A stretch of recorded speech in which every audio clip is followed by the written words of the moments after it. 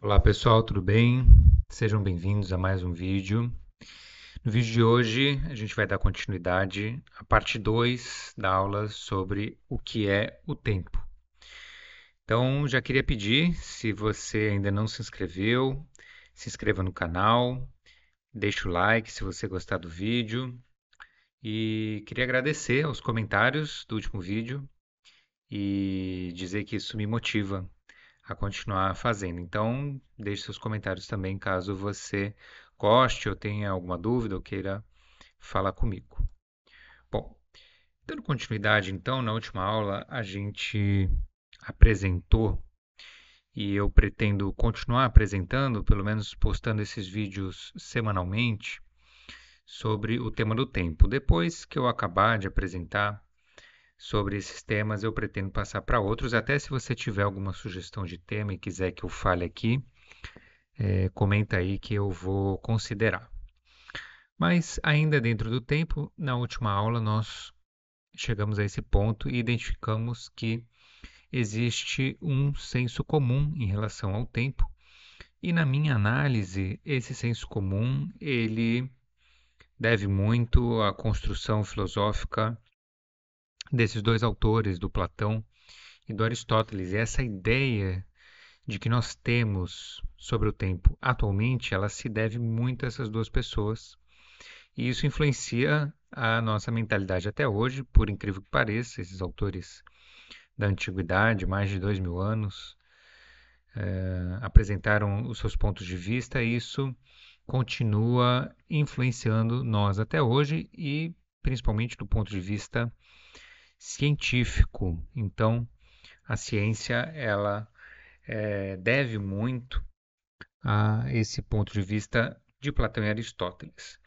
E, basicamente, no entendimento deles, a gente tem o seguinte resumo, que o tempo está atrelado ao movimento, a gente não consegue dissociar o tempo do movimento, então a gente só consegue entender o tempo compreendendo o movimento. Então, para eu entender o tempo, eu tenho que entender o que é o movimento, é basicamente nisso que está fundamentado a física clássica. A gente vai ver que na física quântica isso vai se relativizar ou vai deixar de ser verdade, e eu acho que eu vou tentar mostrar alguma coisa hoje. O segundo ponto é que nós só temos uma imagem do tempo, então a gente não consegue aprender, captar o tempo em si, o tempo puro. A gente só tem um reflexo, uma imagem ou uma miragem do que é o tempo. E aí a conclusão que Aristóteles chega na física é de que a gente não consegue explicar o que é o tempo. Nós temos uma aporia sobre o tempo. Então, é isso que eu quero, a partir desse ponto que eu quero iniciar a aula de hoje, para dizer o seguinte, que a única maneira como nosso objetivo é definir o que é o tempo e, portanto, de explicar o tempo e, consequentemente, desatrelar o tempo do movimento, porque se eu quero entender o tempo e não o tempo em conjunto com o movimento, ou o movimento, não é? Para poder então entender o que é o tempo e assim finalmente alcançar o que é o tempo puro e não uma mera imagem do tempo, um mero reflexo do tempo. A única maneira da gente fazer isso é saindo do senso comum, ou seja, rompendo com Platão e Aristóteles.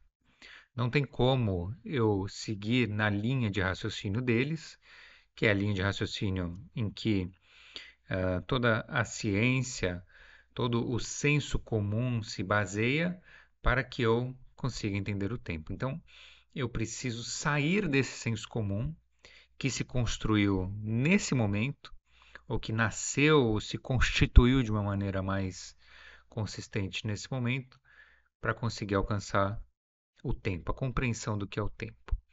Então, eu preciso sair do senso comum. E aqui eu trago a imagem, essa pintura do Henri Matisse, que é uma, vamos dizer, uma forma de ilustrar essa quebra do senso comum. E depois a gente pode falar mais até sobre arte contemporânea, arte moderna, quebra do senso comum, mas a arte contemporânea, a arte moderna, ela tem justamente esse objetivo: sair do senso comum, sair daquilo que sempre foi feito, da maneira como foi feito e alcançar novas possibilidades, novos mundos. E essa pintura, para mim, ela é muito marcante. Tive a oportunidade de vê-la no Museu de Arte Contemporânea em Nova York e, e realmente faz a gente pensar. Esse que é o grande objetivo quando nós saímos do senso comum, esse é o objetivo da arte, da filosofia e da ciência também, e a gente vai poder mostrar isso um pouco mais à frente. Bom, para fazer isso, eu vou me utilizar aqui de dois grandes filósofos. Primeiro, Gilles Deleuze, como está colocado aqui, ele que vai apresentar uma proposta para nós entendermos o que é o tempo, saindo desse senso comum. Então, uma das grandes preocupações de Gilles Deleuze também é compreender o tempo na sua essência e não atrelado ao movimento. Esse é um dos grandes desafios que Deleuze vai tentar enfrentar nas suas produções filosóficas, principalmente numa das suas obras, que é a sua obra mais clássica, eu já vou comentar mais sobre ela. E também eu vou me utilizar aqui das falas, das aulas que eu tive a oportunidade de ter contato por meio das gravações do professor Cláudio Piano, que eu tive a oportunidade de ter esse contato há algum tempo e disponibilizei aqui no meu canal. Se você quiser ver mais sobre isso, tem essas aulas aqui disponíveis. Então, é basicamente nesse horizonte, nessa perspectiva, que eu vou tentar enfrentar esse problema do que é o tempo e quebrar com esse senso comum.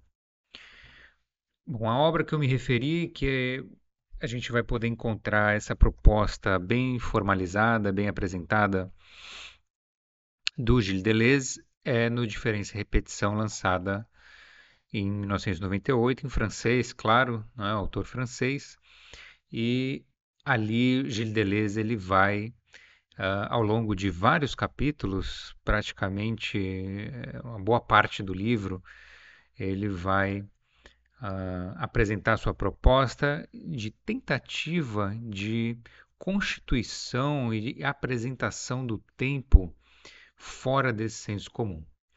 E para fazer isso, Gilles Deleuze ele vai propor que nós consideremos o tempo a partir de três sínteses: a síntese do hábito, a síntese da memória e o que eu estou chamando aqui de síntese do eterno retorno. Pelo menos até onde eu li, eu revi a obra recentemente, essa obra do Deleuze recentemente, e eu não vi ele falando exatamente em síntese do eterno retorno. Posso estar enganado, mas enfim, é uma forma que fica mais fácil de apresentar essa terceira síntese proposta pelo Deleuze.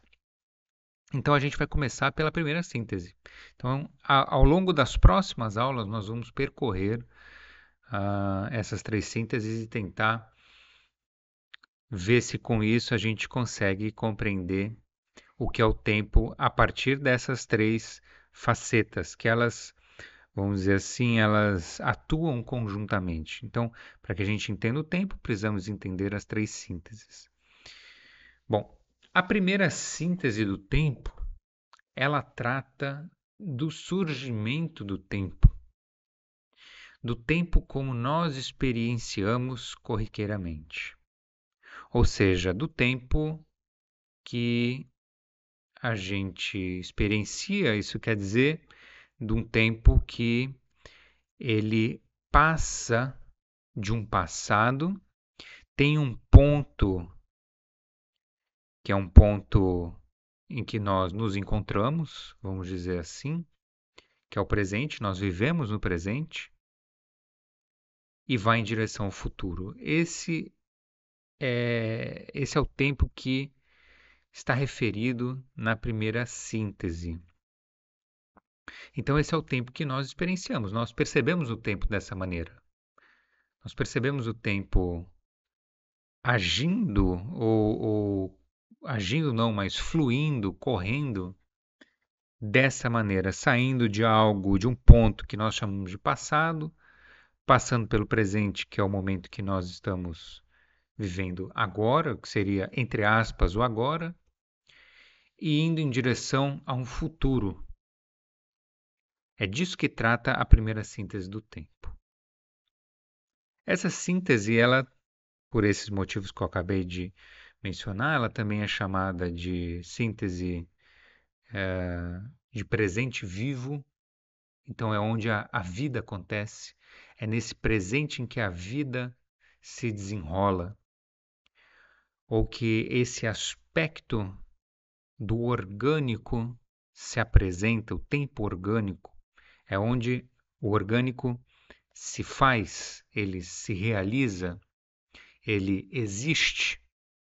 Então é o tempo do orgânico, é o tempo empírico, é o tempo da experiência, da vivência, da existência. E mais importante para a compreensão dessa primeira síntese do tempo é essa última denominação, que é uma denominação ou um termo, uma construção que o Deleuze utiliza, que é da síntese assimétrica do sensível. E eu já vou explicar por que assimétrica. É muito simples, porque nós temos uma única direção do tempo. Essa direção ela aponta para o futuro. Então ela sai de um ponto, como eu falei, do passado, ela tem um ponto de inflexão, vamos dizer assim, que é onde o existente se dá, que é o presente, e vai em direção a algo que nós chamamos de futuro. Então ela aponta para uma única direção. Por isso é assimétrica. Seria simétrica se estivesse apontando para as duas direções. Ou seja, se nós pudéssemos cogitar também do tempo saindo desse ponto que nós chamamos de futuro e indo para o passado, ou saindo do presente, indo para o passado, mas nós não temos isso. Nós vivenciamos, a nossa vivência é a vivência do presente para o futuro, ou do passado para o futuro. Por isso é assimétrico. E aqui eu trago uma imagem também, pintura clássica, Pieter Mulier, uma paisagem com figuras em meio a uma tempestade, para retratar justamente esse período em que a arte ilustrava o orgânico. A paisagem, o vivo, o plano da existência e a quebra do senso comum, que é a quebra desse tipo de arte, por exemplo, a gente vai ver na modernidade, como eu comentei rapidamente no começo. Então é justamente isso que nós queremos compreender, como esse tempo se constitui no nível do sensível, no nível da existência, mas também nós vamos querer quebrar com o senso comum que vai tentar explicar como que essa constituição se dá. Então, justamente por essa assimetria, desenvolveu-se o conceito da flecha do tempo, porque a flecha, a figura da flecha, ela é muito didática para que nós consigamos entender essa simetria, porque a flecha, quando ela é atirada, ela vai numa única direção, ela não volta. Então ela segue uma única direção. Então o tempo segue essa mesma lógica, esse mesmo raciocínio. Por isso que se cunhou esse conceito da flecha do tempo. A primeira síntese do tempo trata essencialmente da flecha do tempo.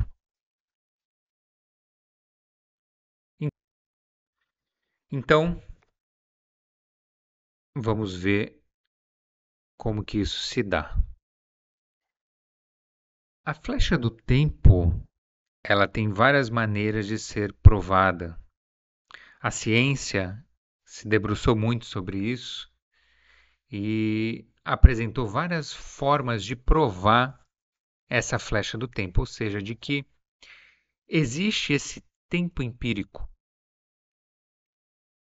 porque muito já se falou, o próprio Einstein tem uma frase famosa dele de que o tempo é uma ilusão que insiste em se repetir, uma ilusão teimosa que insiste em reaparecer. Mas a ciência contemporânea já deu conta de demonstrar por várias maneiras a existência desse tempo empírico. A primeira forma encontrada, aqui não está numa ordem cronológica, mas uma ordem que eu coloquei aleatoriamente, não tem também uma explicação para eu ter colocado nessa ordem, mas a primeira forma que eu apresento aqui para vocês é o decaimento de cáons. Cáons são partículas subatômicas, né? Então, a física quântica, a física moderna já identificou que existem partículas subatômicas, aí tem várias, né? O cáon, por exemplo, é uma partícula composta, então ainda não é uma partícula elementar. E o decaimento desses cáons, eles demonstram que existe uma assimetria, eles decaem de uma maneira assimétrica, num determinado sentido. Então, essa assimetria do decaimento de cáons demonstra a flecha do tempo. Ele constitui uma flecha do tempo em nível subatômico. Não vou entrar em detalhes aqui da explicação, porque seria uma aula à parte, mas o decaimento de cáons ele mostra essa assimetria no tempo, ou seja, uma única direção em que o tempo flui. Inclusive, o CERN, que é um acelerador de partículas, né, que, se não me engano, ele existe na Europa, um acelerador de partículas imenso. Um grupo também muito grande de cientistas tem realizado experimentos para justamente trabalhar com essas questões do decaimento de cáons. Então, a gente poderia ter uma aula só para falar disso, mas eu não vou tratar desse ponto agora em profundidade. O segundo ponto que mostra a assimetria do tempo, ou seja, de que o tempo flui numa única direção, é a expansão do universo. Aqui já é mais fácil da gente compreender, porque o universo ele expande num único sentido. Então ele está expandindo, ele não está contraindo, né? A gente não teve essa experiência, não constatamos, a ciência não constatou ainda a contração do universo, só constatou a expansão do universo. Então também é um movimento assimétrico, porque numa única direção. Quando também as ondas de eletromagnéticas são verificadas, são analisadas, percebe-se que elas seguem também numa única direção. Elas não, as fontes de radiação, elas não coletam as ondas eletromagnéticas, elas só emanam numa direção. Não existe esse, essa, esse movimento nos dois sentidos, também é num sentido só. Aqui a constatação mais clássica da flecha do tempo é pela segunda lei da termodinâmica, especificamente da entropia, no sentido de que a entropia ela conduz a uma maior desordem. Então, tudo aquilo que está sujeito ao plano da existência, do orgânico, como nós falamos, ele está sujeito à entropia, ou seja, a um maior nível de desorganização. Então, a gente pode perceber a passagem do tempo, porque quanto mais tempo passa, mais desorganização, mais entropia é percebido em todo o universo orgânico. Então, essa é a segunda lei da termodinâmica. E termodinâmica porque a tendência no universo é que haja um aumento de temperatura e é isso que gera desorganização. E essa desorganização ela ocorre de maneira unilateral, ela só ocorre num sentido. Por isso, a segunda lei da termodinâmica também prova a passagem do tempo e esse tempo da flecha do tempo que nós comentamos. E tem um estudo do Stephen Wolfram que é sensacional falando sobre isso. Esse também é muito interessante, a irreversibilidade do colapso da função de onda. Tem um experimento muito famoso da fenda dupla. Para quem não conhece, vale a pena conhecer, na medida em que o colapso da função de onda significa que quando há uma observação desse elétron que, em princípio, se comporta feito uma onda, quando há observação dele, seja por aparelhos, né, a detecção por aparelhos que vai constatar o movimento ou como se comporta essa partícula desse elétron, aí, ao colapso da função de onda, ele passa a se comportar como uma partícula propriamente dita. Mas aqui existe uma certa peculiaridade, porque, embora haja irreversibilidade do colapso da função de onda, as equações elas também comportam tempo negativo. E aqui já é um ponto complicado que também valeria a gente questionar, mas pensar sobre isso, embora a gente não consiga chegar muito a uma conclusão num primeiro momento. E um outro ponto, o último ponto, que é justamente a nossa experiência. Então a gente tem a experiência da passagem do tempo. Isso também é uma prova. Ninguém vai negar, né, que o tempo ele passa indo de um ponto do passado para um ponto no futuro. Então essa experiência ela é irrefutável. Então existe uma flecha psicológica do tempo também. Então essas 6 constatações elas provam a passagem do tempo. No entanto, apesar dessa prova, e é aqui que está o ponto de inflexão, elas não explicam. E aí que entra a filosofia do Deleuze para tentar explicar essa passagem do tempo. Como é que isso acontece? E aqui ele vai introduzir um conceito importantíssimo, que é o conceito do eu passivo. Mas esse conceito eu vou explicar na próxima aula. Então, se você gostou, não deixe de acompanhar para que a gente possa dar continuidade nas nossas aulas. Muito obrigado e até a próxima.